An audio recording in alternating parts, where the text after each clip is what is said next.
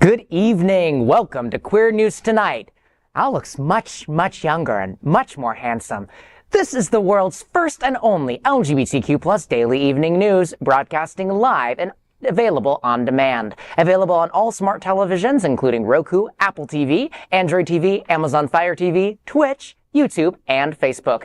It's time to queer up the news, Thursday, October 12th, 2023. We are live and literally out of the closet and into the headlines. So many of your important stories we are going to tell this evening on Queer News Tonight.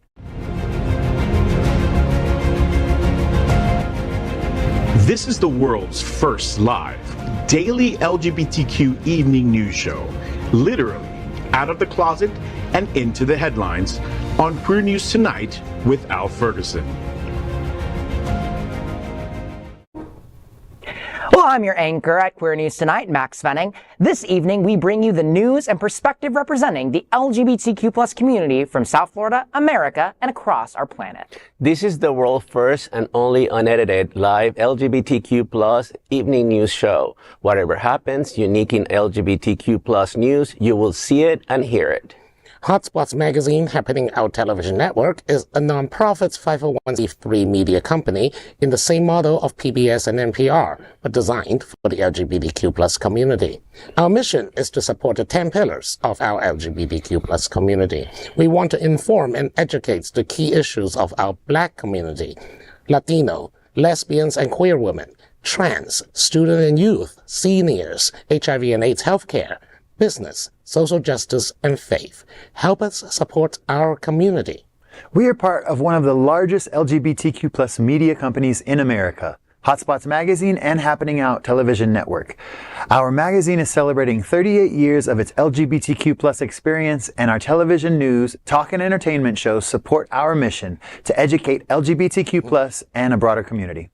Let's welcome anchor Dino Mosquera. He joined the Miami Gay and Lesbian Film Festival in the late 90s and now serves on the Outshine Film Festival's board of directors. Welcome, Dino. Thank you, Max. Here to remind you that we are having the Fort Lauderdale edition, the Outshine Film Festival, coming up next week, October 19th, at the NSU, the opening NSU Art Theater in downtown Fort Lauderdale with the film The Medellin Family. I hope you check it out at outshinefilm.com and come and join us. Yes, so excited for the festival in Fort Lauderdale. Let's welcome anchor Dr. Bobby Huen. He is a certified civil and family mediator and a founder of BH Conflict Resolution Services. From Hong Kong and having grown up across the world, he can offer a global perspective on current events. Welcome, Bobby. Thank you. How are you today? I'm doing spectacular. Fantastic. You are much better looking than Al, and now I'm going to get fired. Well, let's welcome anchor Matthew Darren. Matthew is an accomplished musician, performer, teacher, and DJ. He was a contestant on season 10 of American Idol and is currently traveling the country performing his Love in Color show. Welcome, Matthew. Thank you so much. I'm very excited to be here again, and we've got Christmas coming up. I know we haven't even carved pumpkins yet, but Christmas is just right around the corner. And I want to invite everybody to the Holiday Fantasia show this Sunday, December 23rd. So come on down, check out. Tickets are available at MatthewDarren.com, and bring the whole family. Yeah, don't jinx it. I can already hear the spectral tunes of All I Want for Christmas Is You creeping. My husband's been listening to Christmas music for the past month, so he's ready to season over. My husband loves Christmas. My husband loves Christmas music, and he loves Christmas, and we're in the middle of selling our house and moving nearby, but this Christmas is going to be hell. Oh. No, then I expect you to be front row. Right. I expect you to be front row. It's a distraction, so go see the wonderful. I'll buy a ticket. And it's early enough. It's early enough. It's on the 3rd of December, so you're not caught up in all the parties. It's at 5 p.m. here at the beautiful Sunshine Cathedral. Oh, it's here. Yep. Okay. So you can come see a show, and then you still have time to go home and get ready for Monday work. You know, I mean, seriously, I have yet to step into the actual church here. Are you afraid? Really? No? Are you afraid? That I will spontaneously light fire. Yes. All right. Mariah Carey's already thawing, and I can't believe it. Yes. We are the reporters for Queer News Tonight, and this evening we begin with the queer headlines. The LGBTQ+ community in South Florida and across America is diverse. Our community across the world is vast, and here are the bullet points of the queer news for today, Thursday, October 12th. First, let's queer up trans rights. Family of transgender boy in North Carolina sues state over gender-affirming care bill. The family of a transgender boy in North Carolina is suing state health officials to block implementation of gender-affirming care restrictions that they say will force their son to undergo a traumatic wrong gender puberty. A federal lawsuit filed in the U.S. District Court alleges that the new state law violates the Equal Protection Clause of the 14th Amendment by denying treatment access to transgender youths and undercuts parents' rights to make medical decisions for their children. The plaintiff is a 9-year-old transgender boy, and the lawsuit calls him Victor Vo, a pseudonym used for safety and privacy reasons. Joining the youth and his parents in the lawsuit are a local doctor and several LGBTQ+ rights groups. The North Carolina lawsuit closely follows the playbook of other successful court challenges to gender-affirming care bans that have swept Republican-controlled states this year. State leaders of the Department of Health and Human Services and the NC Medical Board are named as defendants in the lawsuit since they're tasked with enforcing the new rules. The concerned law, which passed earlier this year as House Bill 808, bans medical treatments such as puberty blockers, surgery, and other gender-affirming care for transgender people until they're at least 18 years old. It passed mostly along party lines at the state legislature, with all Republicans in favor and nearly all Democrats opposed. What do we think about this? 5 words, right? I mean, I always use these 5 words when it comes to Republicans. The cruelty is the point. This is not about health. This is not about caring about children. This is about deliberately harming LGBTQ plus members of families. I mean, okay, I can even say that, okay, you don't want people to go through gender-affirming surgery. Okay, that's one thing. But what about, puberty blockers hurt no one. It delays puberty so that the child can decide, and with medical professionals, decide which gender that you're going, that you're going to, because there's no reverse gear when it comes to puberty. And once it starts, it goes. Right. We have talked about this many times here on the show, right? And I've always advocated for, this is a decision of the child, with their parents, their family nucleus, and their physician, their doctor, their therapist. It has to be a team effort. There is no place in here for the government to get involved. These are the same states where right-wing extremist groups had advocated in the past, for example, during the vaccine mandate, when the COVID, that we should leave this to the parents, that we should not force the parents to vaccinate their kids. Now, when the coin is on the other side, where is the parents' rights here? The parents are advocating for their child to be protected and to go through puberty the way the child deserves to go and avoid that trauma of going under the wrong expression of gender. Where is the parents' rights in this situation? These groups are now, finding it very easy when they said before, this should be the parents. Now, let's forget about that. Let's forget about that. Absolutely. It's like oxymoronic. You hear about conservatives and the right wing screaming, freedom, small government. I don't want you to tell me what I can and can't do with my kids or where I can take them. And yet we have this going on, and we have the don't say gay and the drag queen and the book bans. It's like you want government to stay out of what's going on as much as possible, but then except unless you're a minority, when it aligns with your specific beliefs, which are not everyone's specific beliefs. Exactly. Like I grew up a Pentecostal Christian pastor's son, so I understand the religious aspect of it, but that again is your freedom, not something where you can tell other parents what to do with their kids. Who knows their kids better than them, honestly? Yeah, I think it's also important for us to recognize that amidst the chaos of these Republican-controlled legislatures, we have people doing the work, doing really, really good work. This lawsuit is one of those examples of really pushing back. We saw that in Florida too, with an injunction against our gender-affirming care ban for young people as well. So there's work being done despite what we see in all these attacks against young people. But I do worry that eventually this will go up to the Supreme Court, where currently there's a 6-3 supermajority of conservatives. I mean, Gorsuch did rule for LGBTQ rights in employment in the Bostock case, but that does not mean that he will always consistently vote for the rights of sexual minorities. Yeah. So yeah, but unfortunately, it has to go this way. I mean, these are the cases that forces the state to be challenged. you know, these right-wing states that needs to be challenged. And this was doomed to happen. These cases bring out these lawsuits. And eventually, yes, like you're saying, it will have to follow the, you know, the progression and get to the Supreme Court. At that point, yes, we are in danger, but it's going to force the public to, you know, to see the display of this, you know, Supreme Court and, you know, how biased they are because of people like Donald Trump that populated that Supreme Court the way he did. So it will have to get to that point, but we're going to have to see it. It has to follow that process, unfortunately. Bobby? Next, let's queer up politics. Failed French presidential candidate fined for homophobic comments.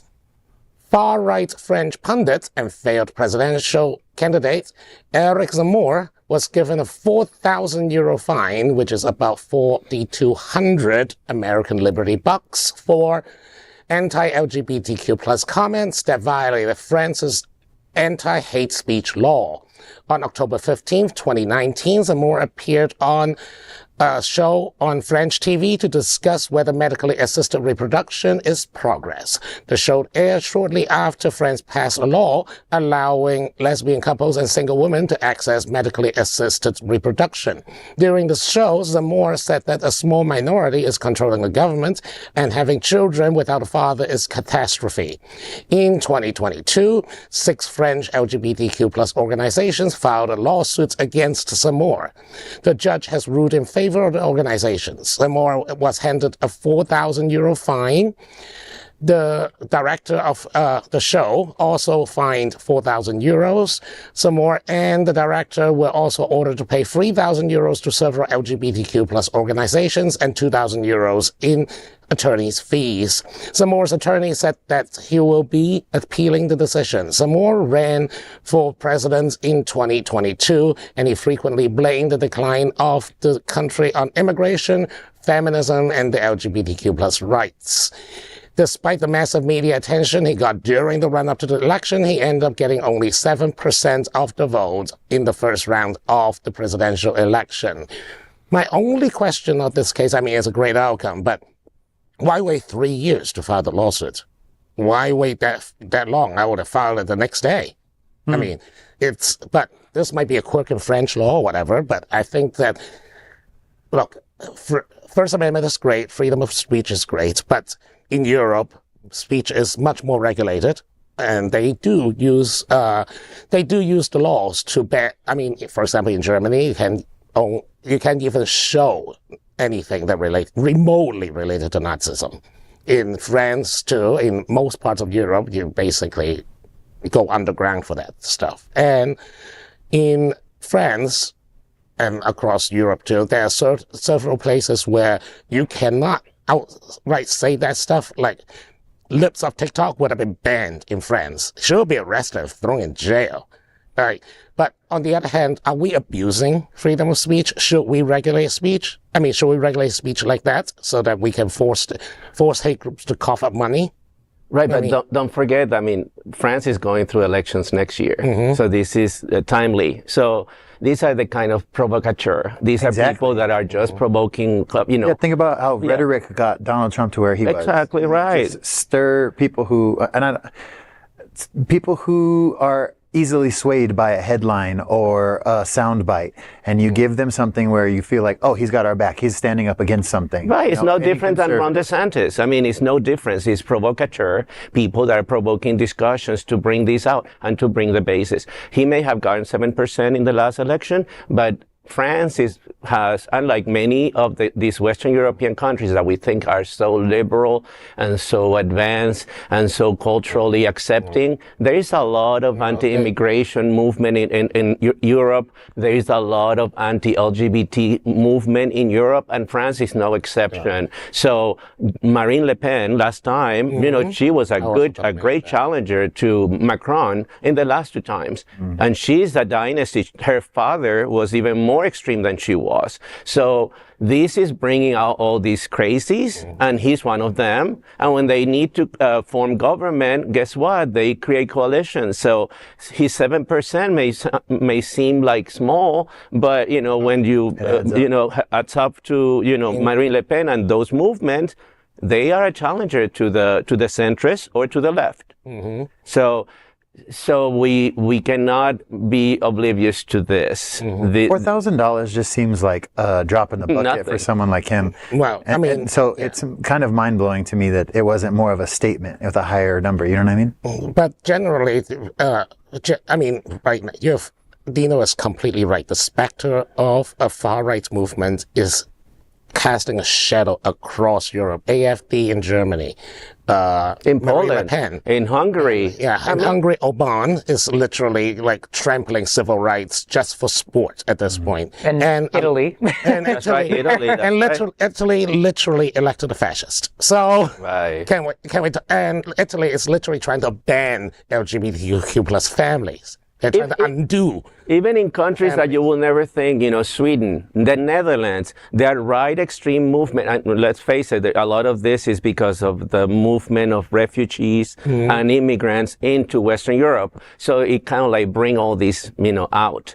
But, they find common cause with all these movements and anti-LGBT. So even countries like the Netherlands, Belgium, Sweden that are so progressive and so liberal, you find all these crazies out there trying to create, laws against these communities. So real quick, I want to touch on something that Bobby said. I'm curious for y'all taking it, bringing it back home to the United States. When we talk about freedom of speech, do you think that we draw the line in the right spot when we're talking about how we regulate speech? Should we let it, be completely without rein, or do we think that we should be fining folks for hate speech, and what does that look like? I think the question is whether we can use speech, or rather, we can litigate against certain person based on their speech. For example, a lot of old school KKK groups and white nationalist groups were sued out of existence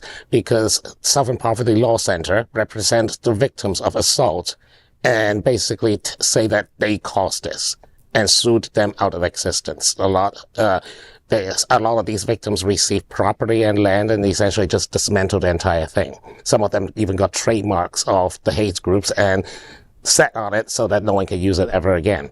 But the question is, for example, Lips of TikTok. She basically is this close to inciting violence, but she never crossed the line technically. And that's the critical part. On the other hand, if she is like, oh, look at this disgusting drag queen who is going to performing here, here, and here, and then essentially just nudge, wink, wink at the extremists to tell them to show up there and terrorize them, can we as victims sue her out of her house and home?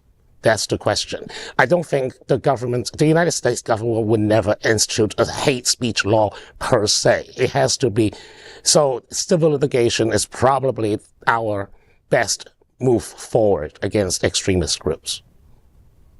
All right, then. So next, let's square up health. The Price Center presents the Active Aging Expo.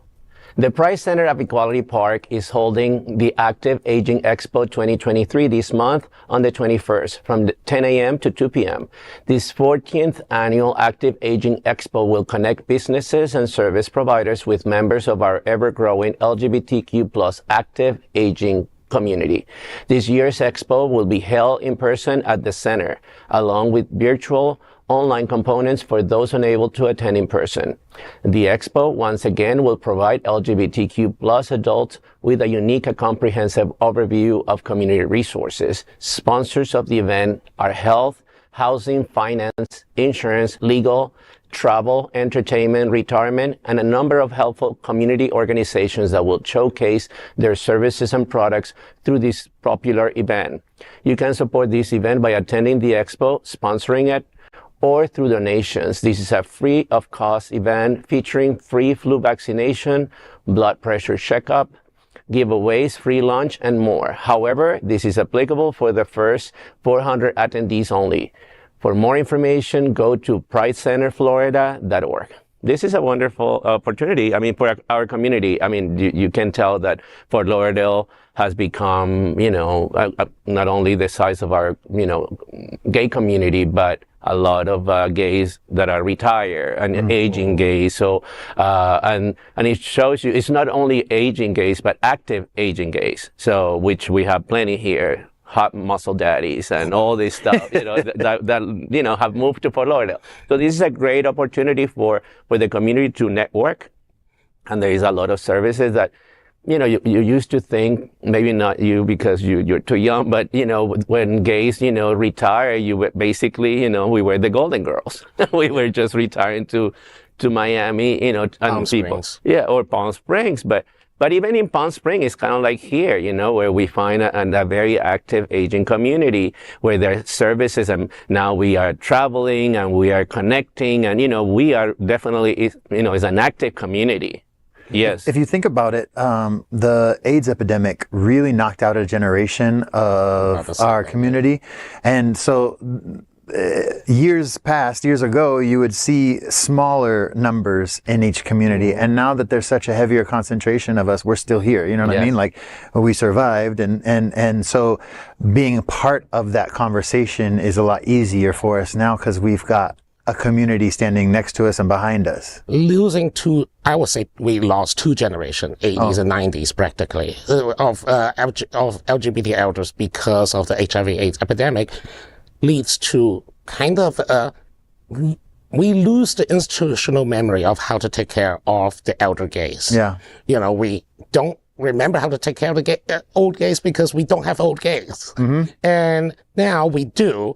The problem is that how to set up facilities and services that are catering to them. Exactly. We hear a lot of stories about homophobia and transphobia in care facilities all over the country. Yes. A lot of these care facilities are privately run. A lot of them have religious, run by religious organizations, and they're not necessarily the best place to send your gay uncle to. Yeah, shoving them back in a closet. Exactly. So, I mean, do we need a central? Maybe we need the villages. We need the gay version of the villages. I think we're moving towards that. I think it's happening. Absolutely. I think that there's like a medical executives now who have that on their radar. We talk a lot about the LGBTQ plus youth and kids and what's happening with them, but that we need to just spread that out and make the conversation broader about the community from old to young. And one more thing is that most LGBTQ plus elderly don't have families to rely on either. A lot of us don't have kids. Well, especially the older ones. Yeah, older ones don't have kids. And, they are probably already lost most of their family members or they don't talk to their family members because of prejudices. So we might have a lonely elderly problem. That's right. Yeah. Absolutely. Well, next, let's queer up entertainment. Lesbian former Marvel exec refused to remove gay imagery from Quantumania. The comprehensive book MCU, The Reign of Marvel Studios by Joanna Robinson, Dave Gonzalez, and Gavin Edwards is out, and it contains some interesting behind-the-scenes information about censorship of LGBTQ plus content for some conservative international markets, and about the tenure of Victoria Alonso, one of the highest-ranked Latina lesbian executives in Hollywood, who was suddenly terminated this past March. In MCU, The Reign of Marvel Studios, the authors described some of the cuts made by Marvel to de-gay its films for the Chinese market, including cutting a blink and you'll miss it relationship in Wakanda Forever, and excising the queer-friendly signs and flags in the background of the San Francisco scenes of Quantumania. The book says that this happened after Alonso had broken one of Kevin... how do we say his name? Feige, okay. After we broken one of Kevin Feige's cardinal rules. Don't speak out publicly against the company for joining public pressure encouraging Disney to speak out against Florida's Don't Say Gay bill in 2022. According to the author's sources, after the Don't Say Gay outcry, Feige reportedly cautioned Alonso to keep her head down and do the work. It's long been assumed by fans that Marvel has made cuts to gay storylines and relationships in part to make their films more palatable for conservative markets. You know, I became very interested in this story, particularly because she's Latina. She's one of the highest Latina lesbians in the industry. I mean, she became one of the, leading executives at Marvel. And she's Argentinian. I became aware of her when she was at the Oscars this year, because not only she was working in the Marvel universe, and that's what got her all this notoriety and that, the fame that she got, but she also was involved with a film that won this year the best foreign film for Argentina 1985. She's Argentinian, and apparently she was in the production of this film, but Marvel objected to it. Apparently she has informed them, and they knew about it, but then they became upset when she was publicly campaigning for the film, leading towards the Oscar. And the film won the Oscar, so she was there. And after that, everything, came down. But apparently there is more to the story. I mean, all these different things. I mean, she was basically fighting for us and fighting for our community. And Marvel, that is so, we think, you think of Hollywood as being so liberal and all this, but behind there is always the mighty dollar, right? So appealing to, markets that are so much conservative, such as China, and how, the movies will be received there. But there is more to the story. It wasn't just that, because she should be celebrated. She's not only very good at what she does, but she's fighting for the community, and she may have, her flaws too, like every executive, I'm sure.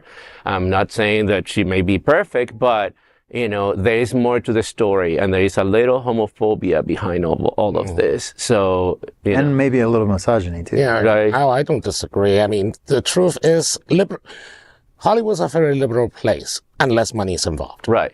But on the other hand, credit to Disney and Bob Iger to stand up for us. And although I think it's more like, he just hates Ron DeSantis, but that's fine. Yeah, I support that as well. Yeah, I know. Enemy of my enemy is, yeah. That's right. Anyways, the thing here is that Marvel could have just done the scene and cut it for the international market. I get it. I mean, the Chinese government is notorious for censorship, and if you don't do what they want, they'll cut it. That's why practically the Transformers producer literally now just shoot in China now, because Transformers is huge there.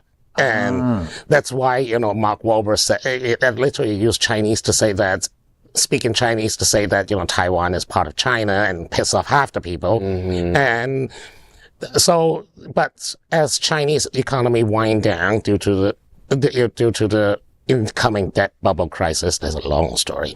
Maybe they will influence less because, they contribute to the box office totals less. But it's still huge. Huge, but, you can have two versions. You can have a U.S. version or the Western Europe version versus rest of the world versions. I mean, people do it for cars. People do it for, hell, they do it for radio. Cut out the swear word and, everyone think if you think CeeLo says forget you instead of the other F words. Yeah. But what do y'all think about, we talked about it having a different U.S. version and a different Chinese version, but even in the United States, oftentimes when we have LGBT representation, we see these massive boycotts of some of these studios or protests against some of these movies. How do we think if you were in a position like that, what would in an executive position like that? What do you think? Well, he touched on Disney. And Disney is a perfect example. You gotta stick to your guns, right? So Disney was facing a big problem here in Florida. I mean, Orlando was built on Disney.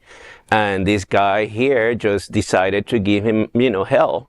Well, they stuck to their guns. They face a lot of opposition and a lot of losing money. I mean, it's business, we understand. But look at it, it's working out well for them. I mean, he had to backtrack, Ron DeSantis. So, we're seeing it again with books too. I mean, we see that, books in certain part of the countries are being censored. So, it's not just films. I mean, it's happening.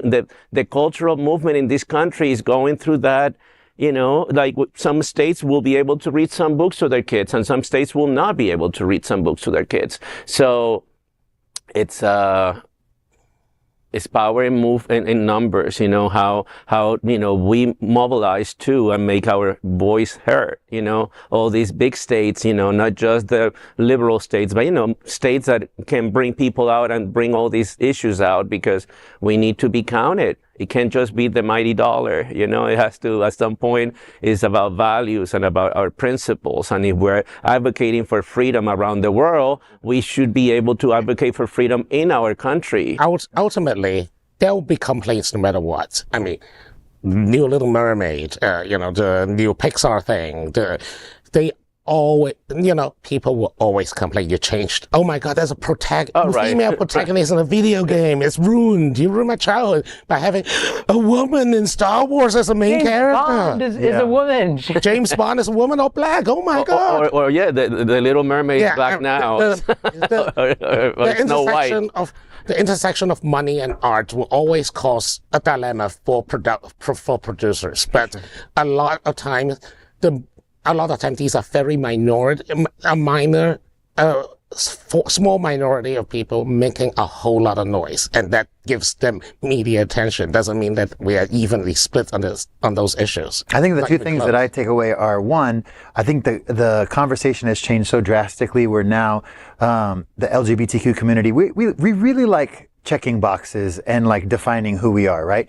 But the reality is it's a spectrum. Like sexuality is a spectrum. How you express yourself can be a spectrum from masculine to feminine and anything in between. And I think that being part of the conversation and that being a reality for a lot of the younger generations and just part of the norm is amazing. And then you have Miss Alonso, who is like a pioneer and goes straight back to the AIDS epidemic and how it knocked out 2 generations, as you put it. Now we have people in leadership who have they are representing us. They have the background and the understanding of where our community comes from. You just spent time with Chasten Buttigieg. You know what I mean? Like it's pretty incredible. We have Uber gays. I mean, Tim Cook. The Uber gay of everything. I mean, the man runs Apple. Right, but it takes guts to make the first move. I mean, probably wasn't easy for Tim Cook to first say it. But now that he's seeing like people who are his contemporaries are across the board in public eye, I mean, legislators, judges, attorneys, like it's pretty cool to see that happening. Hopefully that progresses even more so. And it's interesting you say that because, I as a young person, we have all these conversations about, it's the first like LGBT lead in this genre or this genre or this book or this role. And I think what's so interesting is I've noticed, like, as I've started watching movies and TV shows with LGBT lead characters, I literally don't even notice. I quite literally don't even recognize, like, it doesn't even acknowledge, like, click in my mind that there's a queer lead to that until I open up the headlines on the movie and it's like all this, all these, oh my God, it's a gay kiss and a gay whatever. And it seemed to me before I see the headline, it seems to me like it's just any old movie that I would have watched before. Right, and it blows my mind that you go through this because obviously I'm much younger. Yeah. I remember when I saw my first movie, Torch Song Trilogy. It blew my mind. It was just like, I was like, oh my God, probably that's what got me out of the closet. It was just, it was such an event for me. And for you, it's kind of like, I didn't even think about it, until somebody, created some fuss. But back then, it was everywhere. So somebody has to take a chance. Somebody has to make a move. Victoria Alonso did, and kudos to her. Tim Cook, whoever it is in your field, somebody has to create, movement. And it's always traumatic at first, but we need to start talking about it. And that's what's important about this. So kudos to her. All right. Next, let's queer up the USA view. Right-wing anti-trans internet activists busted for child pornography.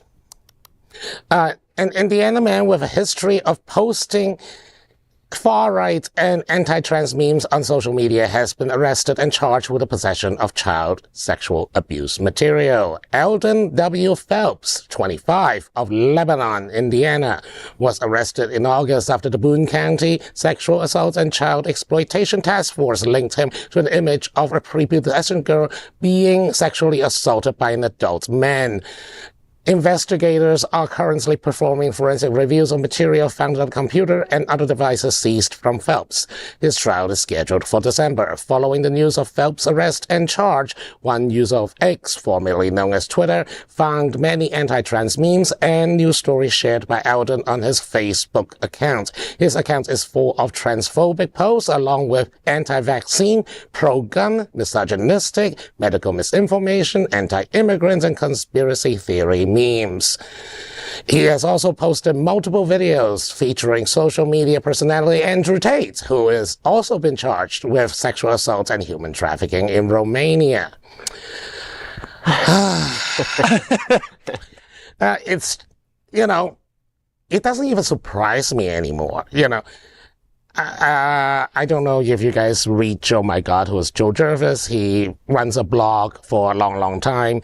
He highlights inappropriate behavior from priests and politicians and stuff, and a lot of it deals with this kind of material. Never a drag queen. I never have seen a drag queen doing any of that, but every time an anti-trans person come out, I'm like, well, when are they going to get arrested for this crap? It's almost like they're just projecting their hatred on something else. It's so clear. I mean, it's it's kind of like a manual. They all follow the same manual. All these people are creating all these, controversy and always, yelling the loudest. You don't have to dig very deep and you find all this crap. Absolutely. It's always the craziest, the dirtiest, the wackos that are creating all these situations. Never the drag queens reading to kids at school. So it's never like that. It's always these freaks that are basically hiding something like you said. Yeah, the call's always coming from inside the house. There's a inside their house. there's this trans activist and lawyer, Kristen Brady, who's the vice president of the LGBT Democratic Caucus in Florida, and she has a series on TikTok. It's who's making headlines for child sex trafficking or child sex crimes, and she goes through every single week and she runs up the tallies of their professions and their identities and all those different things, and it shows that trans people are significantly underrepresented in having perpetrated a lot of these child sexual abuse crimes, and also there hasn't been a single drag queen. Not a single drag queen in the entire United States. The ones that are the most common are family members. Of course, we know that oftentimes child sexual abuse happens from a family member or friend. A clergy. And the other one are people in the broad field of religion. So pastors, youth group leaders in churches, all those sorts of things, clergy members are some of the most common. And the majority seem to be cis white males. Oh, absolutely. Oh, definitely. Right. Heterosexual. And not to be petty, but do they all use the same stylist? Because every one of those shots, they all look the same. Yeah, the neck just beard busted. Yes. It's the beard and then the messy. They're reading the same manual. They're reading the same manual. He looks Amish. It's always projection. I was at the Miami-Dade County School Board meeting last month when they voted on whether or not Boys were there. And they voted on whether or not to recognize October as LGBT History Month, and it was unfortunately we had chipped a few votes away, which was good, but they unfortunately did not pass. And we saw people come up to the podium one after another calling us groomers and pedophiles and some of the worst things you'd ever see. We saw Proud Boys outside the building that had a shirt that said "Shoot your local pedophile," and time again, it's those very people who are actually caught doing a lot of these crimes that they're yelling at other people. I mean, I think there's a recent, I think Joe just reported that an LDS leader, they call themselves nursery leader, and that makes my skin crawl. Nursery leader? Yeah, he got arrested, producing child sexual abuse material. Yeah, just great. Don't let this white man get anywhere near children, please. And I also think it's so interesting. Again, when we talk about projection and the ways in which these things are projected, a lot of the things that conservatives advocate against actually prevent child sexual abuse. Things like comprehensive sex education, right? Doing that in an age-appropriate way at an early age, knowing what part of your body is okay for other mental people health counseling, not. Right? To be able to communicate, I know this thing that is happening to me is wrong, and I know that I need to tell someone about that. You can do that in an age-appropriate way, Absolutely. and it saves young people That's right. lives. But they just want hysteria. Like, that's what they want. Well, a lot of it, hysteria. there's so much involved in religion. As a pastor's kid, as a child who was sexually abused by an older man from the church. Like there are so many things that play into that. And one of the biggest issues is that anything sexual was not talked about. Right. You don't talk about it. It's something you figure it out on your wedding night. Because you don't have sex before your wedding night, and so you shouldn't know that much about it, because if you think about it, then you're going to sin, you're going to lust after this or that.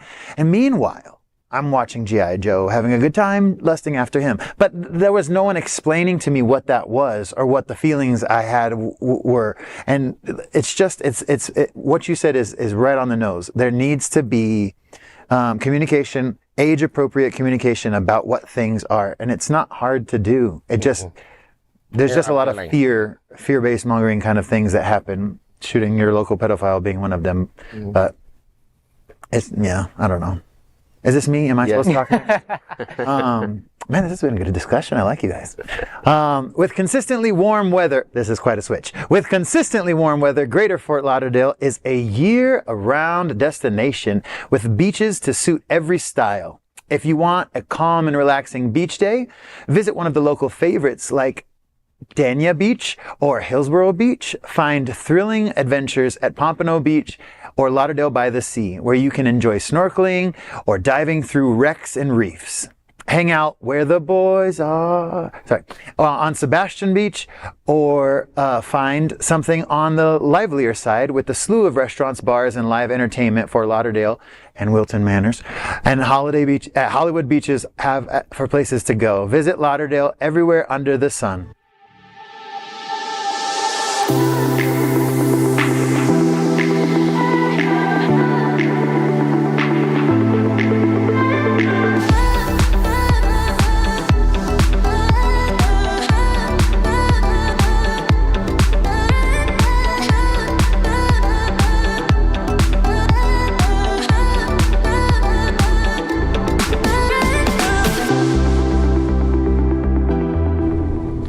Next, we are proud of our special partnership with Sunshine Cathedral, the world's largest queer church here in Fort Lauderdale.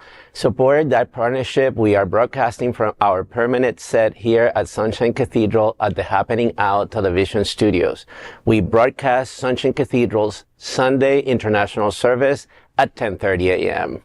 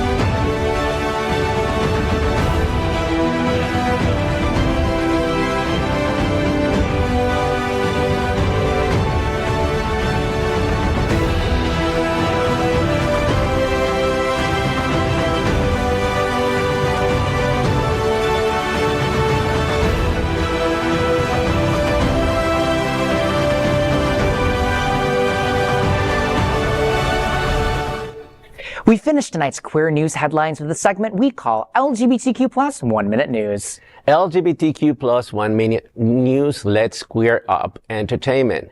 Meet the stars of HBO's The Stroll at Stonewall National Museum Archives and Library.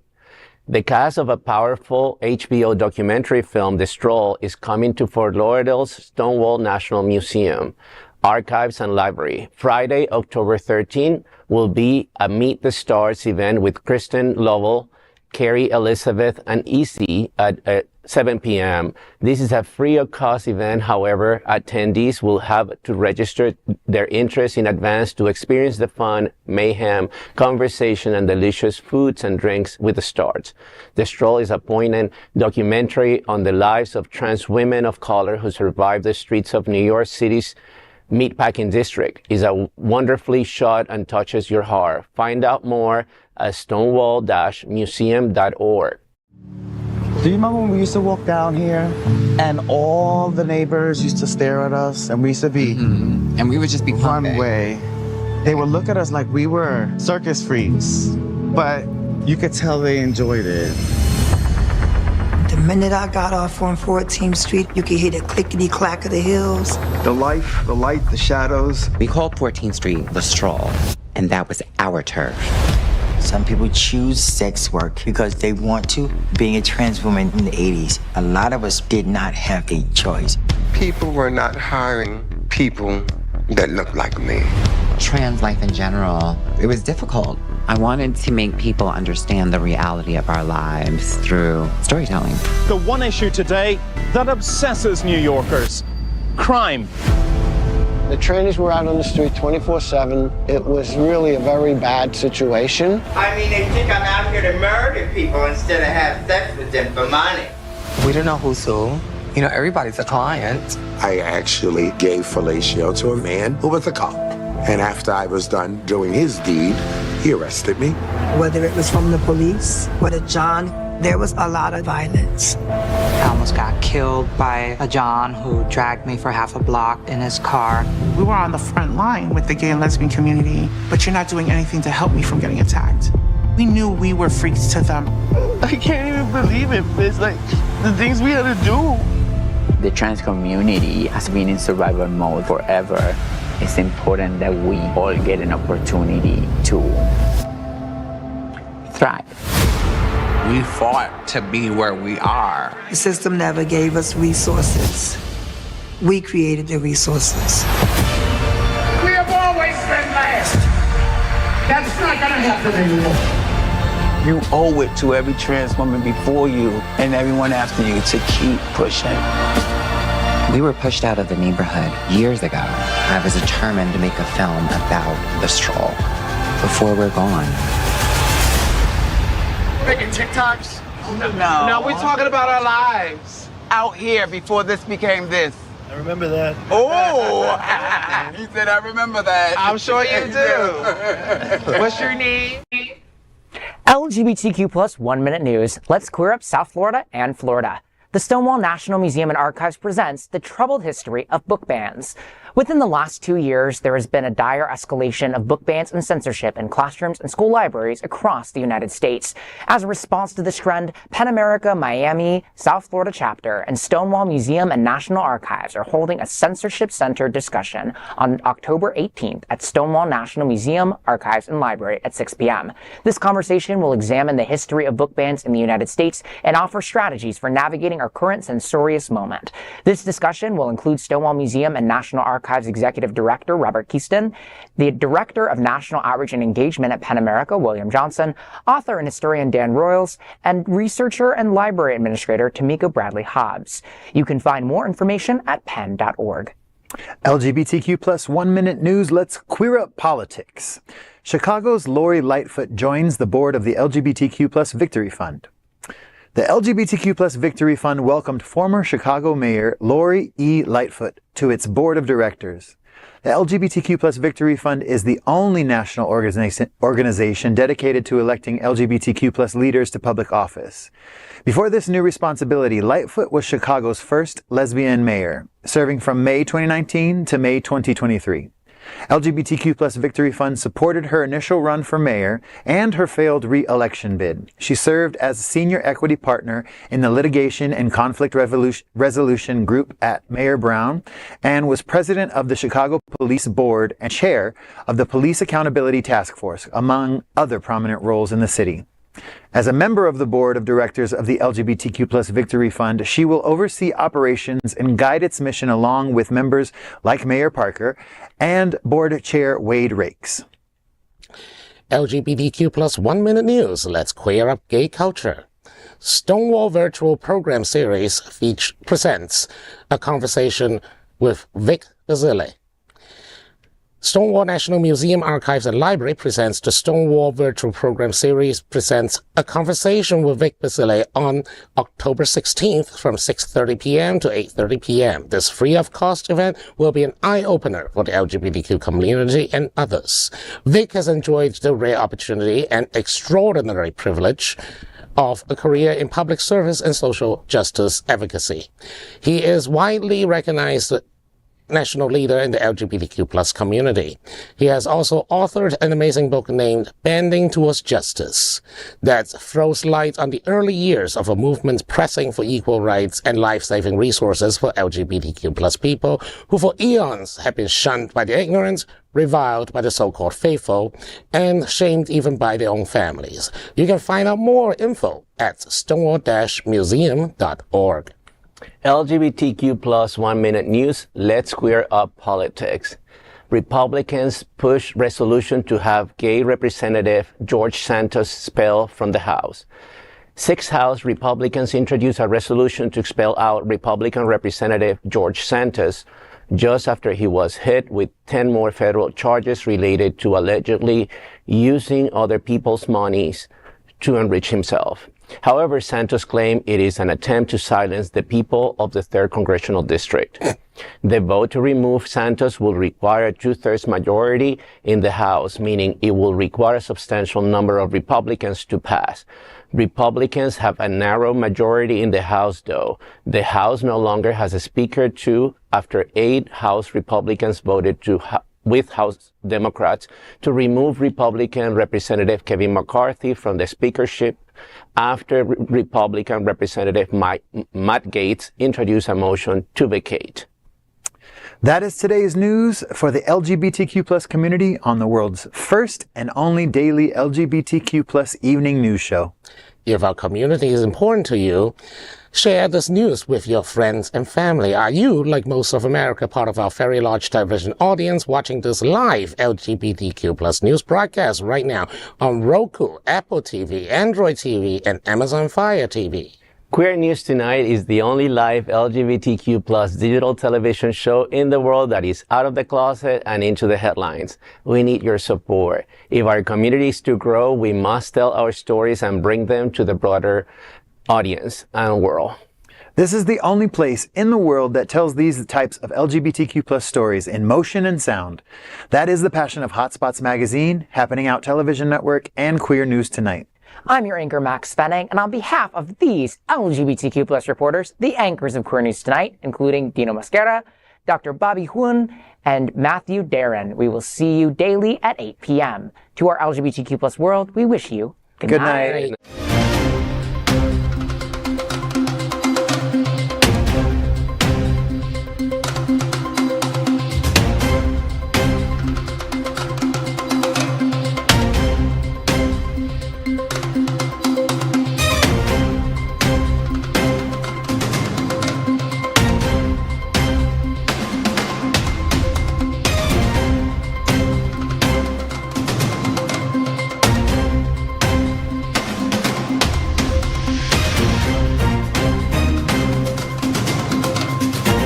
We are Queer News Tonight, the world's first and only live daily LGBTQ plus evening news show, brought to you from Happening Out Television Network.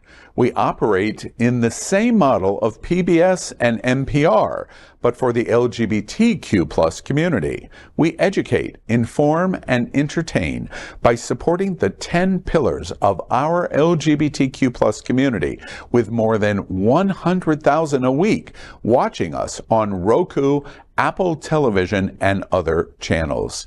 To keep the story going, we accept donations with 100% transparency.